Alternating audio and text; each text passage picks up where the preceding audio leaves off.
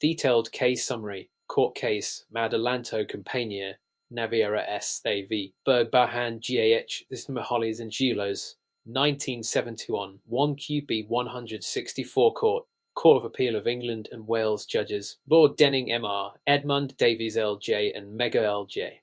Background facts. Claimant, plaintiff, Maredelanto Compania Naviera S.A. Defendant, Bergbau-Handel GmbH vessel.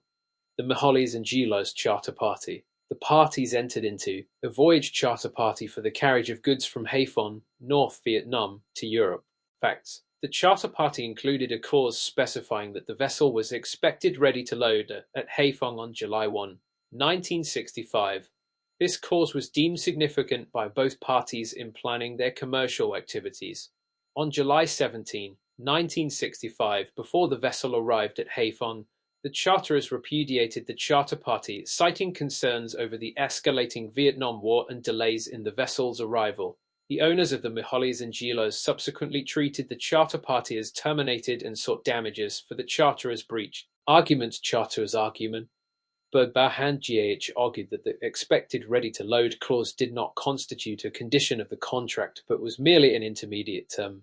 They contended that their repudiation was justified due to the unforeseen and escalating conflict in Vietnam, which significantly impacted the charter owner's argument. Maredelanto Compania Naviera S.A. argued that the expected ready-to-load clause was a condition of the charter party. They claimed that the charterer's repudiation was not justified, and thus the owners were entitled to damages for breach of contract. Final outcome decision. The Court of Appeal ruled in favor of Maredelanto Compania Naviera S.A., the owners of the Mihalis Angelos. The court determined that the expected ready-to-load clause was indeed a condition of the contract, not an intermediate term. The charterer's repudiation was deemed unjustified, and the owners were entitled to damages for the breach. For justification, the court, particularly in the judgment delivered by Lord Denning M.R., held that the clause expected ready-to-loader was a condition precedent in shipping law, which is a term so important that any breach entitles the other party to terminate the contract and claim damages.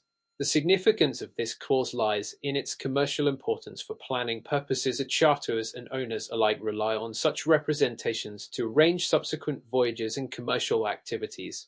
By classifying the clause as a condition, the court reinforced the principle that parties must adhere strictly to crucial terms in maritime contracts. The court drew on established legal principles and prior case law to determine the nature of the clause, emphasizing the necessity of predictability and certainty in commercial shipping contracts. Key concept implications.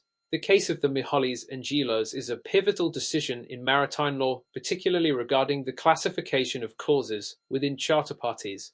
It underscores the importance of strict adherence to conditions in contracts, ensuring predictability and reliability in commercial maritime operations. Key learnings. Conditions versus intermediate terms. Understanding the distinction is crucial as it determines the rights and remedies available to parties in case of a breach. Strict adherence to conditions. Parties must adhere strictly to conditions in contracts, especially in maritime and commercial contexts, to maintain predictability and reliability. Commercial importance.